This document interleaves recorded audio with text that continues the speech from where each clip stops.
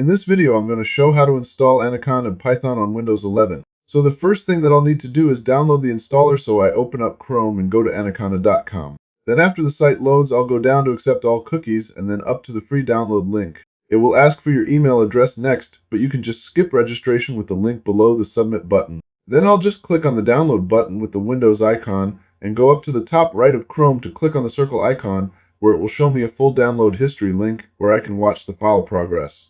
And after it's finished downloading, I'll click on the folder icon to open up File Explorer, where I can double click on the executable file to start installing Anaconda.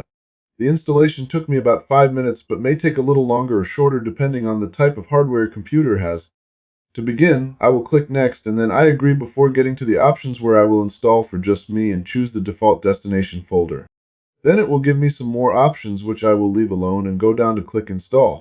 And here's where it takes a while, so just be patient while it goes through and installs everything. The progress bar may appear like it's stuck during this process, but just give it time to complete. And once it does, I click on Next and then uncheck both the boxes so it won't launch the Navigator or getting started content. Then I click Finish and I'm done with the installation. Now I want to pin the prompt to my Start menu, so I'll go down and click on the Windows Start icon and then go up and click on All. Then I click on the new Anaconda folder to expand it, and down to the PowerShell prompt where I right-click and then click on Pin to start. You can also use the command prompt below, but I'm choosing PowerShell since it's more modern and advanced. So now I'll go back and unpin Copilot from the menu since this will be a remote system, and then I'll drag my prompt over to where I have easy access to it. That is currently everything I do to get Anaconda going on my Windows 11 system, but let's take a look at the Navigator since I was curious about it after my first install. Now the first thing it's going to ask me to do is update it, so I click yes to do so, and then yes once more to quit the Navigator, then I wait for it and click update now to begin.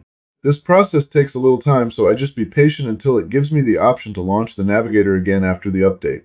So while the Navigator loads, I'll briefly explain that Anaconda is essentially just a bunch of software that includes Python and tools that work with it.